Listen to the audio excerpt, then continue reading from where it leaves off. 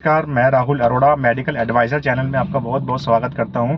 दोस्तों, आज का हमारा टॉपिक है कि टीपीए इंश्योरेंस और कोई भी गवर्नमेंट पैनल जो होता है, अगर हम किसी हॉस्पिटल में जाते हैं उसके थ्रू, तो हमारा एडमिशन का प्रोसेस क्या होता है, हम कैसे एडमिशन ले सकते हैं।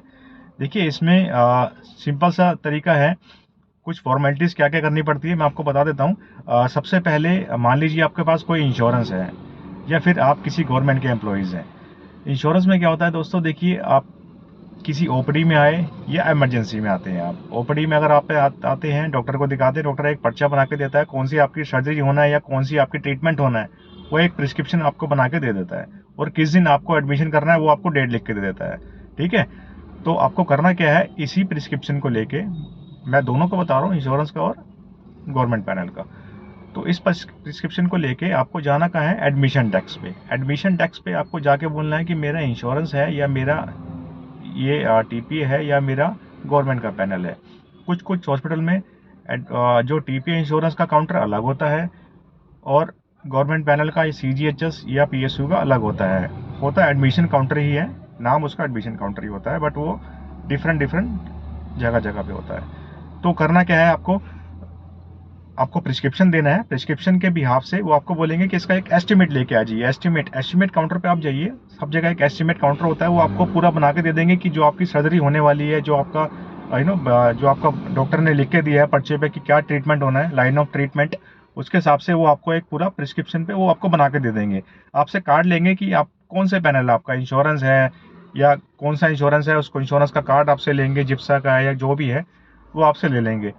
कोई आप गवर्नमेंट का पैनल है या किसी अलग कंपनी में आप पीएसयू में काम करते हैं, महारत्ना में है, मिनी रत्ना में है, ठीक है, वो आपसे उसका कार्ड ले लेंगे, क्योंकि एस्टिमेट उसी के हिसाब से बनता है, उस कंपनी के हिसाब से ही बनता है। हर किसी के अलग अलग रेट्स होते हैं।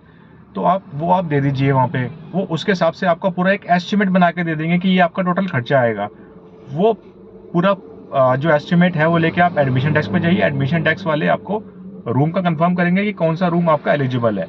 ठीक है, अगर आपका मान लीजिए आप किसी गवर्नमेंट के एम्प्लॉई हैं, तो सिंपल है, या तो आप मेल के थ्रू अपना ऑथराइजेशन लेटर मंगाएंगे, अगर उनका एग्रीमेंट है कि मेल के थ्रू आना है, या आपके पास अगर कोई क्रेडिट लेटर है, आप पहले से ही अपने, मान लीजिए ये एस्टिमेट काउंटर होता है कहीं गवर्नमेंट कंपनीज में, क्या होता है कि आप ये वाला एस्टिमेट जो डॉक्टर का प्रिस्क्रिप्शन लेके आप जाते हैं अपने ऑफिस में, ऑफिस में जाके वहाँ पे जो मेडिकल आपके जो एचआर है या जो भी है, वो आपको पूरा ऑथराइजेशन यानी क्रेडिट लेटर बना के दे देते हैं कि ये आपका लेटर है, ये आप हॉस्पिटल में जाके दिखाइए और एडमिट हो जाइए। तो आप लेटर लेके आएंगे, एडमिशन काउंटर पे देंगे, वो आपका उसमें लिखा होता है कौन सा रूम है, उस रूम के हिसाब से आपका एडमिशन हो जाता है। ठीक है, सिंपल सी फॉर्मेलिटीज़ होती हैं। इंश्योरेंस में थोड़ा सा लेंथी होता है कि आपको जो भी इंश्योरेंस है वो आपको कार्ड, आपका एक टीपे अकाउंट, आपका देखिए एडमिशन प्रोसेस हो गया, एडमिशन के नाम पे आपको रूम ब्लॉक उन्होंने कर दिया। अब आपको अगला क्या करना है, नेक्स्ट आपको करना है, आपसे कुछ जो भी एडवांस मांगेंगे 10,000 15,000 रुपये, वो नॉन पेबल्स के होते हैं, वो आप जमा करा दीजिएगा, वो आपको रिफंड बच गए तो हो जाते हैं। अदरवाइज जो नॉन पेबल आइटम्स होते हैं उसमें वो खर्च होते हैं। तो सेकंड आपको वो बोलेंगे टीपे काउंटर पे जाइए। टीपे काउंटर पे क्यों जाइए दोस्तों, टीपे काउंटर से ही आपका पूरा बंच बना के भेजेंगे। आपका जो टीपी है, जो आपका इंश्योरेंस है, उसी कंपनी में एक मेल की जाएगी कि ये पेशेंट हमारे पास एडमिट है, इसका अप्रूवल के लिए। तो आपका वहाँ से अप्रूवल आएगा, वो आपसे जो भी डॉक्यूमेंटेशन मांगेंगे, आपका जो टीपीए का कार्ड है, आपका जो पेशेंट है उसका आधार कार्ड है, या 1 लाख से ऊपर का बिल बनता है उसका पैन कार्ड भी चाहिए होता है कभी कभार। ठीक है, और डॉक्टर का प्रिस्क्रिप्शन हो गया, एस्टिमेट हो गया। ठीक है, तो ये सब चीज़ें आपकी वहाँ पे लगती हैं, और जो भी आपसे मांगा जाएगा वो आप डॉक्यूमेंट वहाँ दे देंगे टीपे काउंटर पे। फिर वो एक मेल करेंगे, वहाँ से रिप्लाई आएगा, जो भी आपका टाइमिंग होती है, 4 घंटे 5 घंटे या जो भी आपकी टाइमिंग होती है, वहाँ से एक पूरा रिप्लाई आ जाएगा कि ये इस पेशेंट का अप्रूवल है ना, कि इस पेशेंट का ये जो पूरा आपका बन के आ जाएगा। शुरू में थोड़ा सा, मान लीजिए आपने 1 लाख रुपये आपका एस्टिमेट है, आपने दिखाया कि मेरा 1 लाख खर्चा होगा, इंश्योरेंस कंपनी ने आपको अप्रूवल दिया 10,000 रुपये का, 20,000 रुपये का, तो शुरू में अप्रूवल कम आता है। लेकिन जब आप फाइनल आपका डिस्चार्ज होता है, जब आप सबसे लास्ट में डिस्चार्ज होते हैं, जिस दिन आप डिस्चार्ज होते हैं उस दिन ये अप्रूवल दोबारा जाता है इंश्योरेंस कंपनी में, दोबारा बताया जाता है, फाइनल बिल बन के जाता है। उस फाइनल बिल में लिखा होता है कि आपका टोटल खर्चा, एस्टिमेट तो एक एस्टिमेट है, यानी कि वो कम भी हो सकता है, ज़्यादा भी हो सकता है, लेकिन जब आपका जिस दिन डिस्चार्ज होता है उस दिन आपका फाइनल बिल जाता है वहाँ पे। वो फाइनल बिल के हिसाब से वहाँ पे फाइनल अप्रूवल आता है, वहाँ पे एग्जैक्ट लिखा होता है कि आपका कितना अप्रूवल है। मान लीजिए आपका 1 लाख है, तो वहाँ से अप्रूवल मान लीजिए आया 90,000 पे, तो 10,000 पे कुछ आपका डिफरेंस होता है, वो आपको बताएंगे कि ये नॉन पेबल आइटम होते हैं, वो आप दे दीजिए नॉन पेबल आइटम्स। वो आपका पूरा ब्रेकअप में लिखा होगा, आपका जो अप्रूवल है उसमें सब कुछ लिखा होता है। वो आप अपना अप्रूवल चेक कीजिए कि मेरा अप्रूवल में क्या क्या लिख के आया है। वो आप अप्रूवल के बेस पे आपका नॉन पेबल्ड आइटम्स हैं या फिर जो मेडिकल कंज्यूमेबल्स हैं वो आपको बता दी जाएंगे कि ये आपके खर्च हुए हैं। कुछ कुछ पॉलिसी में वो भी कवर होते हैं, कुछ भी नहीं देना पड़ता, जीरो अमाउंट देना पड़ता है। तो एज पर आपका फाइनल बिल वो पूरा आपको बन के आएगा, ठीक है। और इसमें ऐसा कुछ नहीं होता है। बाकी आप पॉलिसीज आपकी कौन सी है, कौन सा कॉर्पोरेट आपका है, बस इसी हिसाब से होता है पॉलिसी में।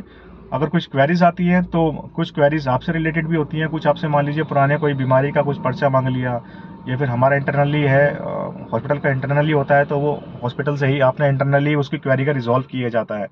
तो बहुत सिंपल सा मेथड है। जब अप्रूवल आ जाएगा तो उसके हिसाब से आपको डिस्चार्ज मार्क कर दिया जाएगा और आपका डिस्चार्ज हो जाएंगे। तो बेसिकली आपका जो डॉक्यूमेंट है वो पूरे कैरी करने होते हैं। 2-3 काउंटर होते हैं, एडमिशन काउंटर पे गए, एस्टिमेट काउंटर पे गए, देन आप टीपे काउंटर पे गए इंश्योरेंस के लिए।